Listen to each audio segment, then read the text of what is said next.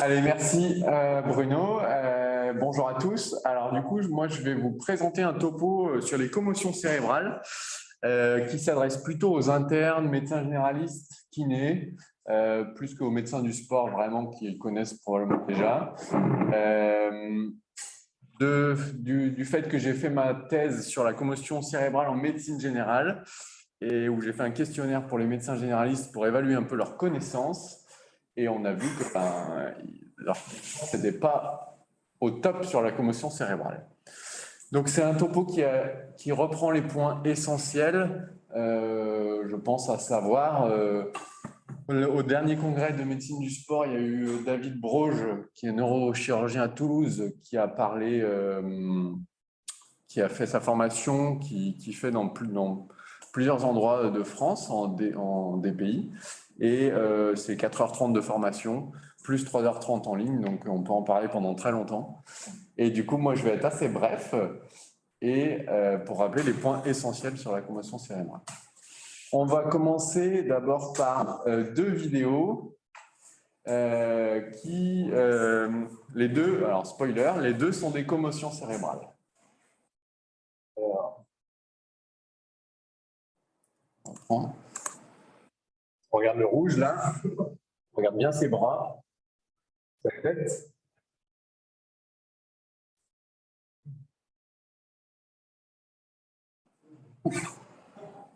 Là, il prend un coup au niveau de l'épaule, on voit bien, et pas hyperconnaissance. Voilà. Et ensuite, on regarde le cycliste qui est déjà là-bas, qui a probablement tapé la tête. Ouf.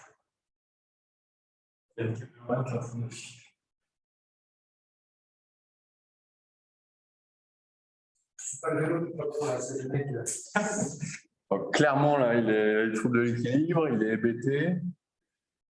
Donc, il y a les cyclistes qui arrivent, il est en plein milieu de la route.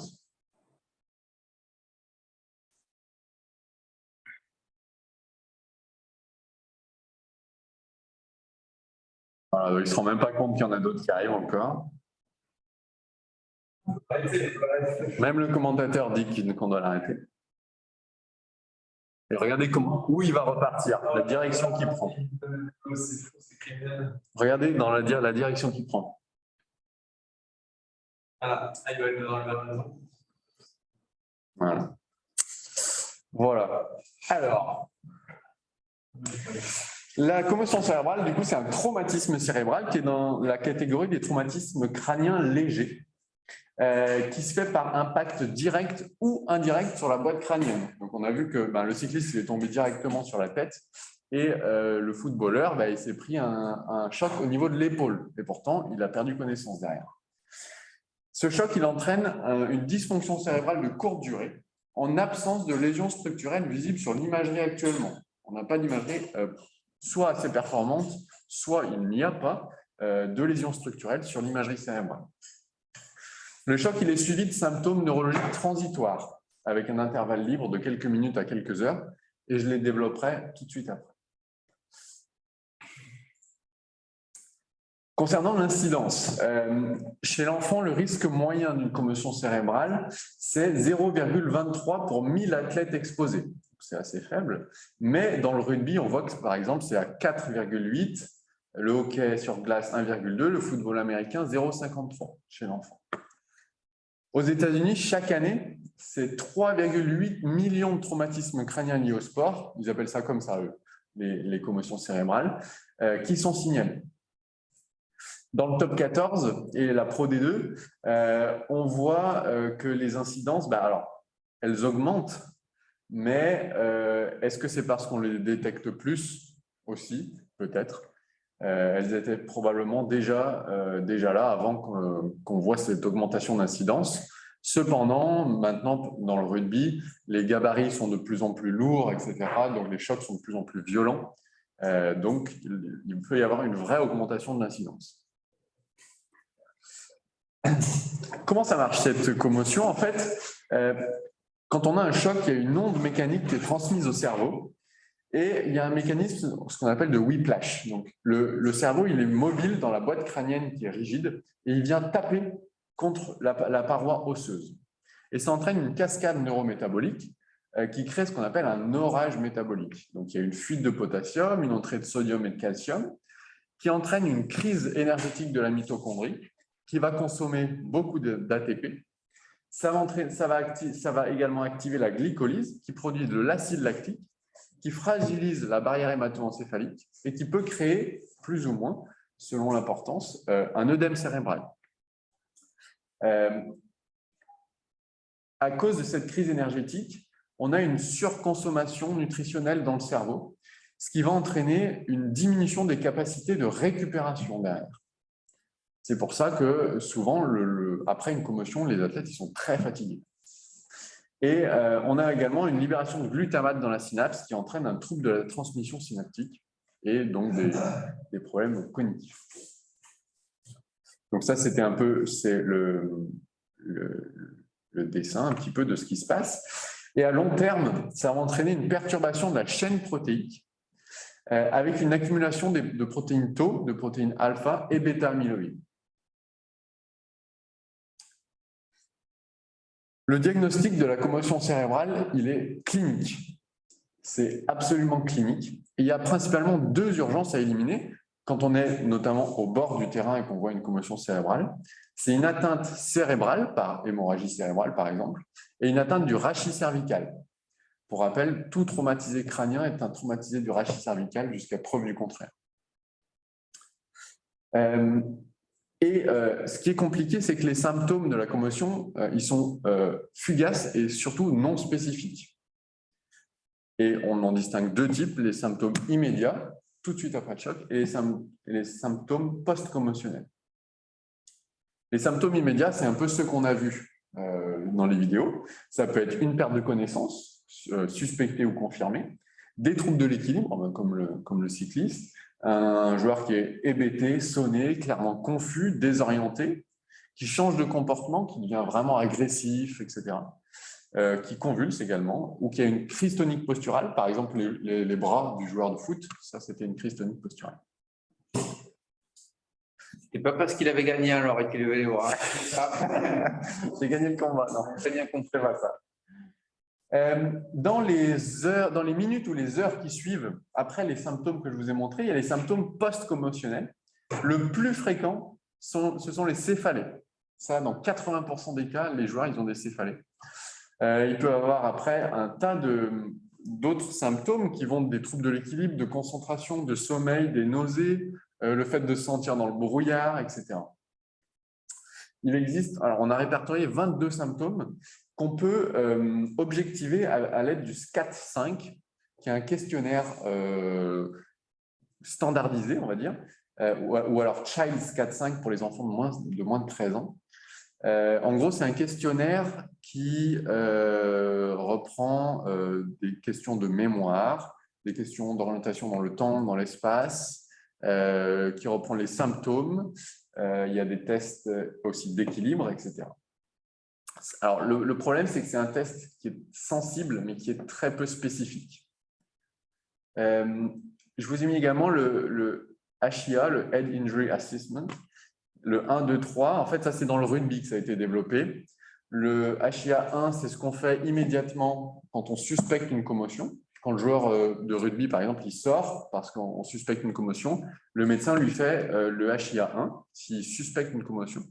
Le HIA 2, c'est 2 heures après la commotion. Et le HIA 3, c'est dans les 24-48 heures après.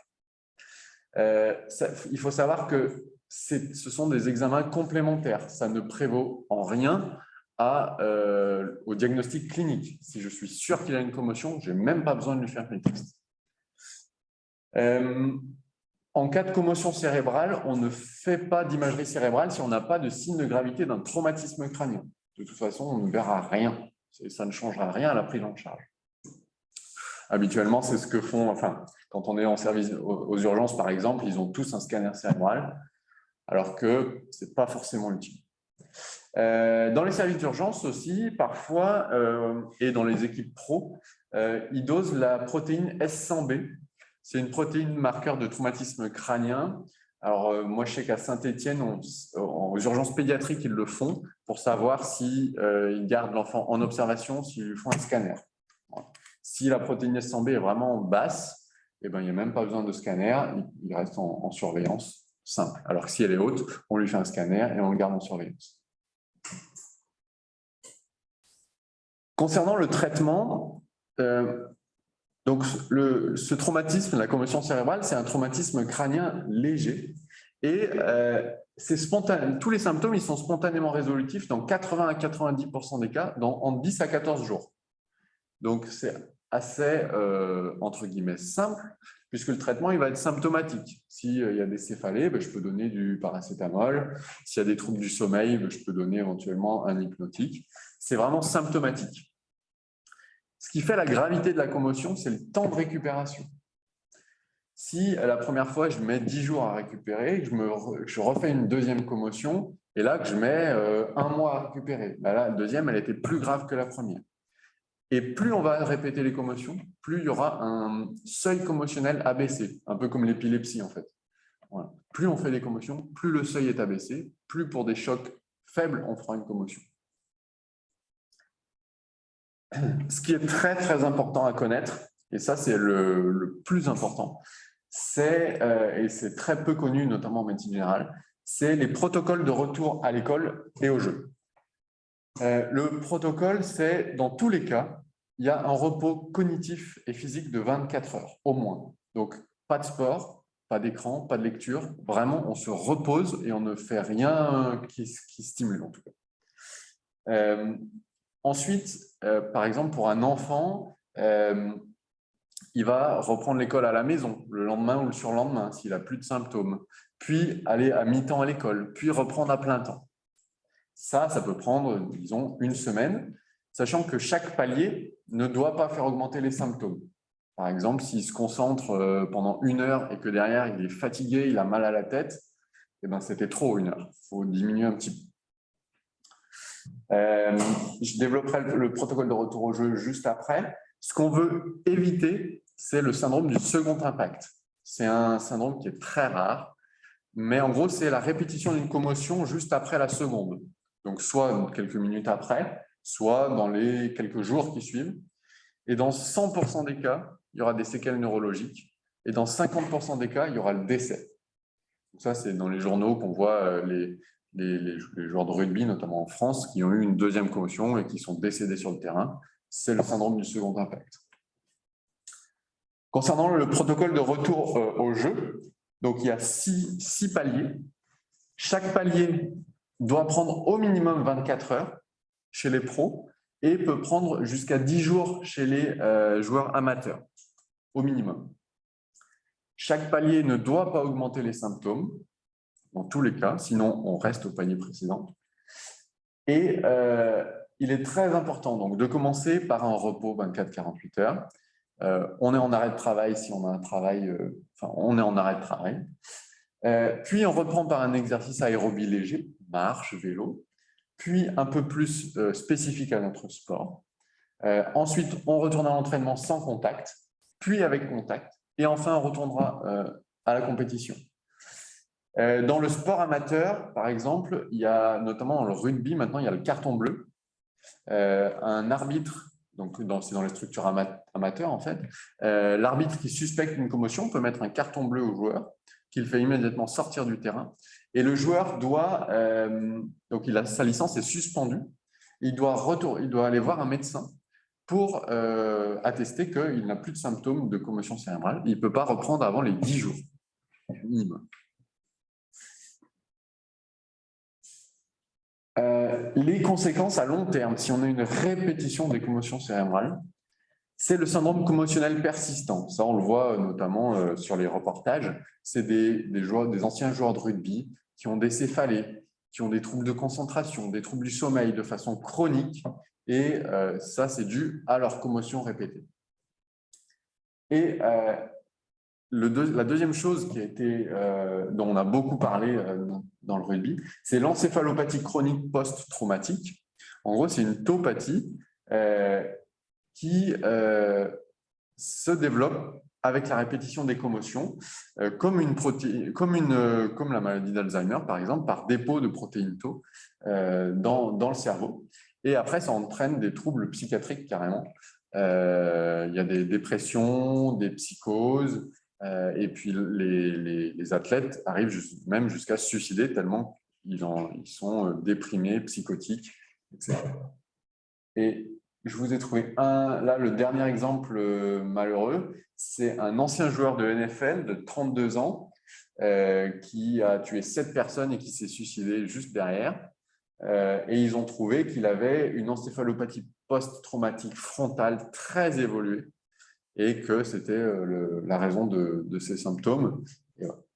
Et il y a également un film qui est sorti depuis un petit moment déjà, c'est Concussion avec Will Smith, ou en français c'est Seul contre tous, que je vous invite à voir, qui est très très bien fait et qui explique la découverte de l'encéphalopathie chronique post-traumatique par le docteur Omalu, qui est un neuro-anatomopathologiste américain et qui s'est battu contre la NFL en fait, pour faire reconnaître l'encéphalopathie chronique post-traumatique.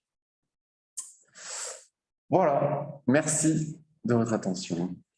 Merci beaucoup, Pierre. Vous avez des questions? Une petite question du second impact. Ouais. C'est parmi les seconds impacts qu'il y a 100% de... Quand tu as... Ouais. Et si tu fais une deuxième commotion après une première, tu n'as pas forcément un second impact. C'est très très rare en fait. Et du coup, dans les traumatismes crâniens, en gros, on dit pas de retour à un risque, genre que ce soit sport ou jeu avant 10 jours. 10 jours, c'est un peu constant. Ouais, c'est ça. En gros, l'athlète ne doit pas retourner au sport tant qu'il a des symptômes. S'il a le moindre symptôme, il ne retourne pas à la compétition dans tous les cas. Le délai peut varier en fonction de la gravité et des tests de quelques jours à plus d'un mois peut-être. Oh, même 2-3 mois. Oui, non, c'est un suivi qui est très très variable selon le suivi. Il y en a qui ne viennent pas te voir en fait, parce qu'ils ont un peu mal à la tête, ils reprennent tout doucement parce qu'ils ont été un peu sonnés et tout va très bien. Mais il y en a, ça dure. On a vu à Saint-Étienne, j'avais vu une skieuse qui avait perdu connaissance carrément et qui, 3 semaines après, n'arrivait pas à aller à la fac encore, y allait par demi-journée et encore, elle s'endormait en cours parce qu'elle n'arrivait pas à tenir sa concentration. On voit bien que c'est sûrement sous-diagnostiqué. Je crois justement, très rapidement, je ne suis pas spécialiste du sujet, mais j'ai vu un article très récent où il disait que peut-être un enfant sur 100 aux États-Unis souffrait de troubles de la concentration ou cognitif à l'école, donc ça fait 1 toutes les 3 classes à peu près, dû au traumatisme crânien sportif. Ouais, 1 sur 100. Ça faisait beaucoup, ouais. Alors moi, j'ai une autre question, c'est... On évite la répétition de trauma crânien, ça c'est sûr, hein, c'est ce qu'on nous enseigne. Mais alors du coup, y a-t-il un autre risque en fait par exemple, un enfant, il va à l'école, il continue. On suppose qu'il va fatiguer, ça va être un peu plus long, mais est-ce que c'est un tout petit peu plus long, beaucoup plus long? Quelle est la gravité juste d'être fatigué si on vérifie qu'il n'y a pas de trauma crânien? Et tu veux dire sur le fait que la fatigue, elle dure? Ouais, alors il y aura des symptômes, ça va passer inaperçu, ou alors on va dire bon bah ok, mais bon, on change rien d'autre, si ce n'est il arrête le rugby, on fait attention, il prend plus trop de vélo, et puis un peu on le laisse faire, on suppose qu'il va fatiguer. Est-ce que la récupération va être un tout petit peu plus longue, beaucoup plus longue, les symptômes vont être un petit peu plus importants, beaucoup plus importants? Ça va être un petit peu plus important. Là, en fait, les enfants sont plus à risque, mais ils récupèrent plus vite. Et les adultes? Et les adultes, les femmes sont plus à risque. Les moins de 15 ans sont plus à risque. Après, ça dépend un peu du gabarit et de la gravité du traumatisme, en fait. Et du temps de récupération, c'est surtout sur ça qu'on peut juger de la gravité. En médecine du sport, on voit que le consensus scientifique, c'est quand même d'arrêter le sport et les risques de trauma crânien.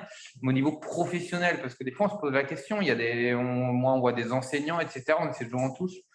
Mais c'est ça, quelle est la gravité? Est-ce qu'il y a des recommandations là-dessus? Les commotions cérébrales, c'est pas le plus elles n'arrivent pas le plus fréquemment dans le sport, en fait.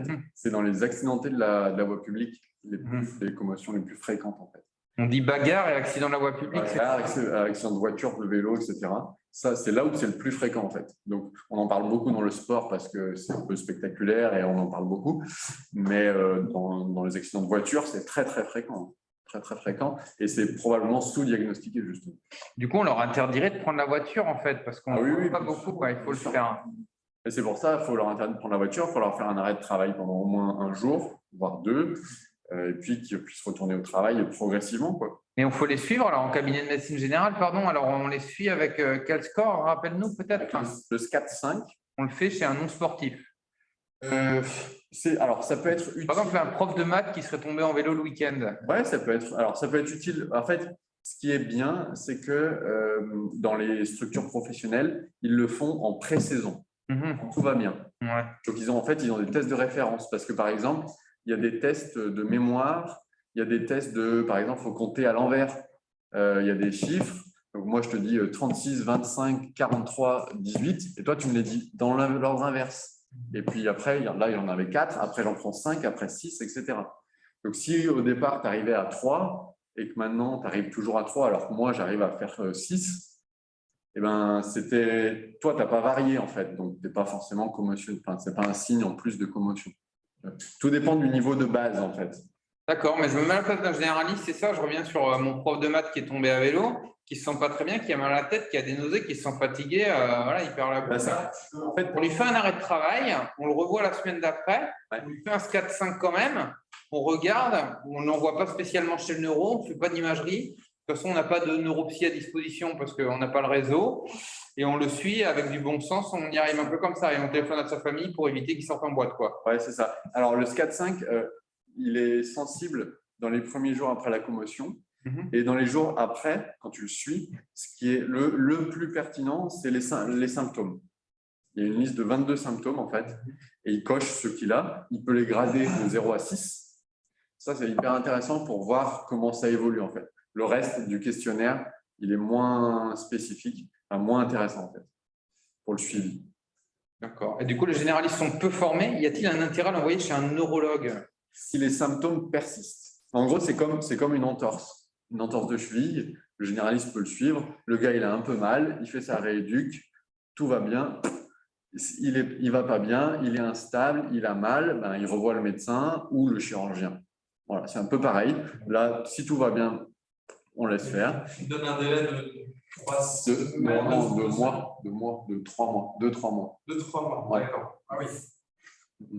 Et d'ici là, le généraliste peut continuer l'arrêt de travail, alors, par exemple, sur des… Bien sûr. Pendant longtemps, il faut se donner du temps. Ouais. Ouais. Vérifier que ça évolue favorablement sur ce SCAT-5. Alors, c'est le seul suivi qu'on peut faire. Clinique, en gros. Parce que du coup, après, tu n'utilises que les symptômes et c'est clinique, quoi. Et aux urgences, en ultra aigu, aux urgences, tu fais le SCAT-5, c'est ça? Genre, comment est-ce que tu te dis, bon, celui-là, il a un trauma crânien, ok, mais c'est surtout comment est-ce que tu te dis qu'il y a eu une commotion cérébrale? Si tu n'as pas de signe de gravité d'un traumatisme crânien. Ouais, donc déjà tu élimines plein de trucs. Ouais. Voilà. Et sur les symptômes. Et tu peux lui faire le SCAT-5 si vraiment tu as éliminé tous les trucs. Sachant qu'aux urgences, par exemple, il y aura le scanner, je pense. Ouais. Peut-être un peu trop, mais c'est à disposition. En fait, c'est ça le truc. C'est que voilà, souvent, c'est comme ça qu'il résonne. Si je ne fais pas le scan, on va me le reprendre. Ouais, mais après, moi, c'est plutôt dans le sens où le scan, il est normal. Du coup, tu te dis, le monsieur va bien. Ouais. Mais en fait, ça se trouve, il a quand même une commotion. Oui, aux urgences, j'avais vu un jeune de 15 ans qui au rugby. Il s'était tapé la tête, je ne sais plus s'il avait perdu connaissance ou pas. Il était arrivé parce qu'il n'était pas bien, un peu nauséeux. Et du coup, on lui avait quand même fait le scan. Et il était revenu 2 jours après parce qu'il avait toujours mal à la tête et que voilà. Oui, alors que c'était une commotion, ça. Ouais. Ils avaient refait le. C'est que dans tout trauma crânien, limite l'urgentiste, que ce soit un protocole des urgences, qui renvoie au généraliste le lendemain ou le surlendemain, enfin avant toute reprise d'activité physique, sportive ou professionnelle, avec une évaluation par SCAT-5 par le généraliste. Ouais. Tout. Est-ce que c'est fait ici à Saint-Pierre? Non, je ne pense pas. Donc, du coup, il faut le faire dans les… Même les urgentistes ils sont un petit peu formés, mais ils ne sont pas… Il faudrait juste l'établir dans le protocole. Tout trauma crânien nécessite une réévaluation par le généraliste avec simplement le SCAT-5. Je sais qu'à Clermont-Ferrand, docteur Abbott, il revoit les traumatisés crâniens. Tous. Alors, je ne sais pas s'ils les revoient tous, mais en tout cas des sportifs, des médecins du sport, de tous ceux qui… Parce que c'est cool en médecine du sport, mais pour avoir été interne dans les services d'urgence pas plus loin, on remet toujours les recommandations habituelles, surveillance, réveil toutes les 4 heures s'il n'y a pas de scan, etc. Mais moi qui suis médecin MPR, je sais que des fois j'informais le patient et je ne sais pas ce que ça devenait, il n'y avait pas de protocole mis en place et je crois que j'étais à peu près le seul à connaître le problème. Ouais. En HDJ, j'étais en MPR à Saint-Étienne, il y avait une patiente qui avait des céphalées chroniques après une chute de cheval. Et c'est sûr qu'elle avait une commotion. Et du coup, après, elle a fait une évaluation de neuropsy qui montrait des troubles de concentration. Oui, mais il faut tomber sur le faible pourcentage de médecins qui est formé à la chose, ouais. Le protocolisé. Donc après, là, j'ai présenté les choses simples, mais il existe donc on peut faire des tests neuropsy, il y a des tests pré-saison. Alors, j'arrête plus. Il y avait toujours une idée genre juste après une commotion qui est utilisée, genre s'il n'y a pas les critères de traumatisme crânien, genre, je sais pour le MMA, tout ça par exemple, qui est utilisé pour voir si tu sens quand même le joueur, quoi. En gros, c'est les critères sans traumatisme crânien qui a quand même eu une commotion. Et c'est juste un test assez rapide, en fait, chronométré de saccade oculaire de lecture rapide. Et c'est très corrélé, c'est le test qui est majoritairement utilisé dans la littérature. Ouais, c'est en train de se développer les trucs comme ça. Il y a les tests également, je n'arrive plus à me souvenir le nom, c'est avec des billes de couleur qui passent. En fait, c'est des tests neuropsychologiques de vision, quoi, de vision dans l'espace, etc. C'est un peu avec la saccade, etc. C'est tous des tests neuropsychologiques qui sont en train de se mettre en place, mais qui sont spécialisés. Voilà.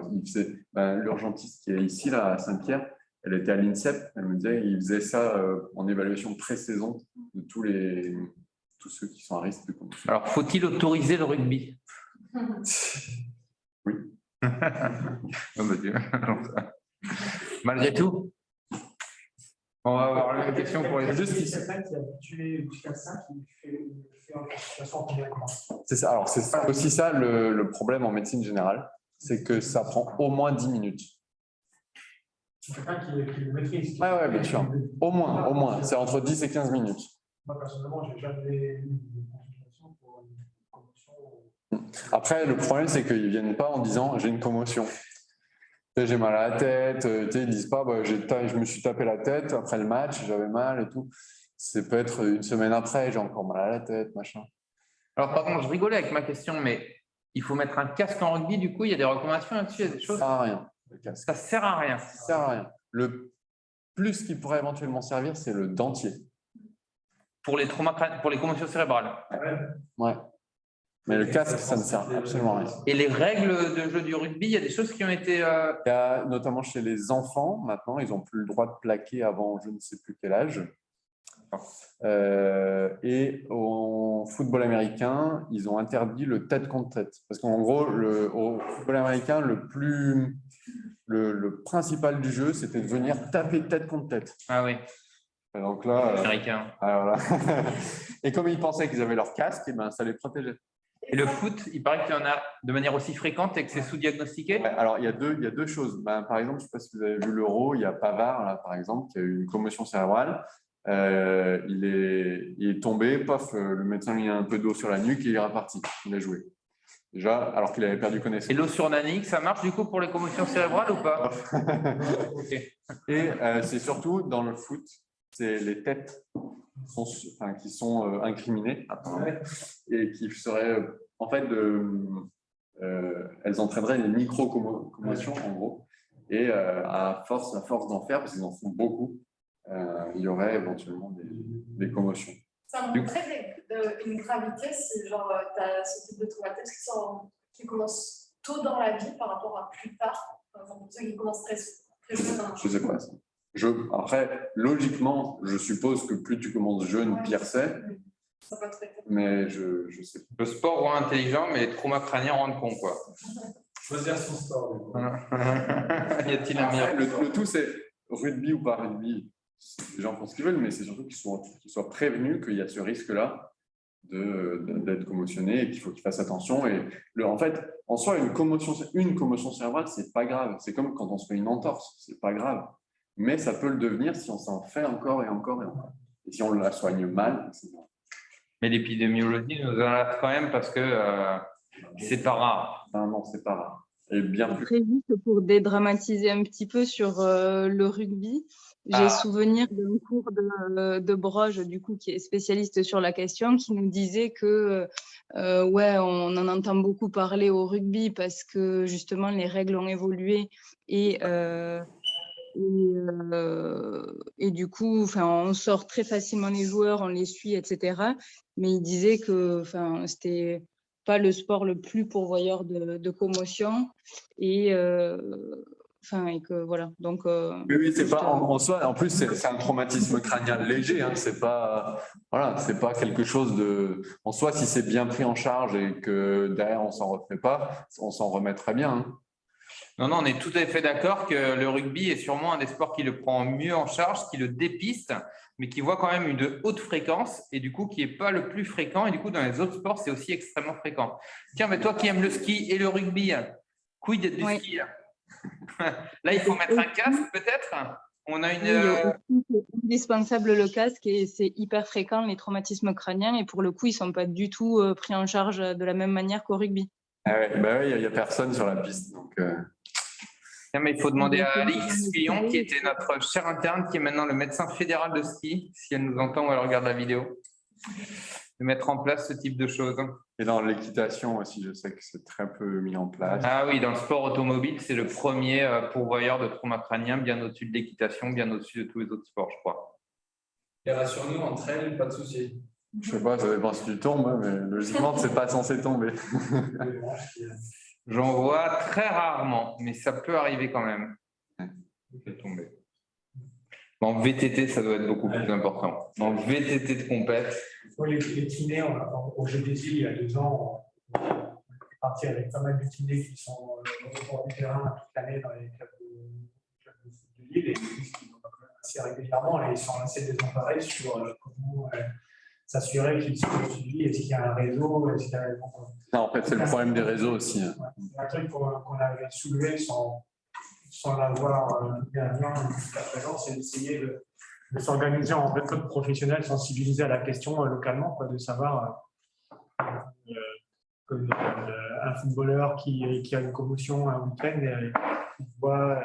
il va aux urgences s'il y a besoin des urgences, et puis ensuite il sait à quel professionnel s'adresser dans tel secteur pour être évalué correctement, être suivi, etc. Et ça, je pense que c'est un travail qu'on pourrait... Moi, c'est intéressant, mais c'est sûr, un compte rendu, nous, on est formés, je pense, et on prévient le patient, qui va comprendre malgré tout, on va dire, au pire sa famille.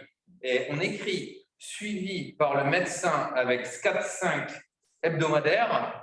Déjà, ça peut mettre la puce à l'oreille. Il garde le compte-rendu, on lui dit de prendre un rendez-vous avec son généraliste. Ça peut déjà faire un peu avancer les choses. Et ce qui est surtout important, c'est que ceux qui prennent en charge ça, c'est qu'ils connaissent les protocoles de retour au jeu pour guider, en fait. Et c'est ça qui est difficile, c'est de diffuser les protocoles, parce que le SCAT-5, oui, mais c'est juste un suivi des symptômes. Donc, en soi, tu lui demandes les symptômes si tu les connais à peu près. Et l'information médicale à avoir est difficilement accessible. À la place d'un généraliste qui doute qu'il y a peut-être chose, il dit est-ce que s'il se branche un peu sur Internet ou les cours de médecine, il pourra avoir l'information ou c'est complexe? C'est vraiment de l'hyper-spécialisation. Au moment où il voit le patient à sa consultation, c'est compliqué de se former tout de suite quand tu as le patient devant toi et de dire... Et c'est surtout que quand j'ai passé ma thèse, il y avait un médecin généraliste justement qui disait, parce que ma thèse montrait que les médecins généralistes n'en savaient pas assez, mais on s'y attendait. Et il disait, de toute façon, les médecins généralistes ne peuvent pas savoir tout sur tout. Il faut leur donner des choses simples. Qu'est-ce qu'ils font? Et par exemple, le protocole, c'est quelque chose de simple. En donnant les étapes aux patients, en disant demain vous faites ça, demain vous faites ça, demain vous faites ça. S'il y a des symptômes, vous revenez à l'étape précédente. Ouais, ce qu'il faudrait, c'est imprimer ces étapes-là aux urgences. Ils viennent aux urgences. Bien sûr. Les urgences, on l'imprime, on l'envoie au généraliste. Ouais. Et après, une fois qu'il y a le protocole, au pire, oui, ça peut-être écrit en 1 ou 2 pages, le généraliste pourrait suivre. Je sais pas. Bon. Ça te paraît difficile, toi, Frédéric? Ça me paraît un peu trop diluer le problème en fin de compte, et ça pourrait être bien qu'il y ait des référents aux quatre coins de l'île. qu'on sache qu'à tel endroit, et puis que dans les sports concernés prioritairement, ils sachent aussi. Et ça, encore une fois, le truc, c'est qu'on est formé en médecine du sport. Je suis pas du tout. Les médecins rééducateurs sont formés au trauma crânien parce qu'ils les voient. Mais les médecins rééducateurs sur l'île, il n'y en a pas beaucoup. Même les médecins du sport. Il faudrait, sur l'île, oui, il y a peut-être 10 médecins du sport et 10 médecins rééducateurs. Ouais, remarque, on pourrait donner une liste comme ça aux urgences. Ouais. Beaucoup plus de médecins du sport, mais après, c'est. Le SCAT5, ce qui est intéressant aussi, tu disais, il y a plein de symptômes différents et il y a des expressions cliniques qui sont différentes en fonction des patients. Il y en a qui vont avoir des symptômes généraux, de fatigue, de beauté, etc. Puis après, il y en a qui vont avoir des symptômes qui vont être beaucoup plus discrets et qu'il faut rechercher avec des formes de troubles cognitifs, de raisonnement, etc. Et ça permet à ce moment-là d'orienter aussi la prise en charge parce que celui qui a des maux de tête, malheureusement, n'a pas forcément grand-chose d'original à lui proposer. Mais après, ça peut aussi permettre de détecter celui qui aura plus besoin d'un bilan neuropsy plus poussé. Bien sûr, bien sûr, carrément. Des troubles de l'équilibre avec un kiné. Il existe la rééducation vestibulaire, voilà, par exemple, pour les troubles de l'équilibre, on peut faire plein de trucs. Ça permet de distinguer. Il y a quelques tableaux cliniques qui peuvent varier. Bien sûr. Bien sûr. C'est pour ça que la liste des symptômes, c'est assez objectif en fait. Donc ça permet c'est le patient qui le remplit d'évaluer un peu. Et quant aux substances dopantes ou type caféine, alcool, tabac, d'autres drogues, il y a des études là-dessus. La caféine, c'est bénéfique, c'est néfaste? Alors la caféine, je ne sais pas. Je sais que l'alcool, tout de suite après une commotion, c'est à bannir. Voilà. Pas de troisième mi-temps. Ouais, pas de troisième mi-temps quand tu as une commotion, pas d'anti-inflammatoire quand tu as une commotion. Pas tout de suite en tout cas. D'accord. Moins 48-72 heures. Il n'y avait pas une piste nutritionnelle Alors si, il faut favoriser un peu tout ce qui est poisson gras, huile de noix, tous les oméga 3. C'est pas très compliqué en fait. Pas d'alcool, pas de tabac, des fruits et légumes, des oméga 3. Quelle que soit la pathologie, on y arrive. Hein. Non, mais favoriser tout ce qui est poisson gras, huile d'olive, huile de noix, tous les oméga 3. Plutôt en perfusion, par Plutôt par voie orale. Et voilà. Mais après, ça, c'est que des pistes. C'est absolument pas prouvé. Donc, tu parlais d'une augmentation de la consommation énergétique aussi. Hein, en fait, ils ont très très faim. Ils ont hyper faim. Ils sont très fatigués et ils ont faim. Ah, donc c'est pas juste celui-là, c'est de manière globale. Du coup, ça leur donne. Enfin, il faut régénérer les réserves. Et le dosage de la protéine dont tu parlais, c'est celui qui se fait sur la salive. C'est en prise. Alors, je ne sais pas exactement, mais ça peut être en prise de sang. Je pourrais avoir vu un truc sur un dosage salivaire, quelque chose qui peut permettre de savoir, de prendre des décisions. Parce que la protéine sanguine, en tout cas, je sais que ça se fait en prise de sang, mais alors salivaire, je ne sais pas. Il y a d'autres protéines de souffrance cérébrale. Alors nous, on a fait un protocole de recherche en 2017 là, où en gros, les chercheurs, on s'est auto-piqué, si je puis dire. On avait regardé en ultra-trail notamment des protéines de souffrance qui sont la NSE. On a vu qu'en ultra-trail, sur nous-mêmes, il n'y avait pas beaucoup, il y avait 6 personnes et 2 à abandon, du coup on n'était que 4. Mais ces protéines de souffrance cérébrale étaient augmentées en fait. Donc probablement qu'en ultra-trail, on ne sait pas pourquoi, on ne sait pas du tout si c'est pathologique. Mais il y a d'autres types de protéines. Il y en a plein. Il y a une dizaine au moins qui sont à l'étude. Qui sont pas en pratique clinique. En gros, voilà, elles sont à l'étude, mais ça, pour le moment, il n'y a aucun substrat qui dit que ça sert. Ok. Voilà. Merci beaucoup. Merci encore.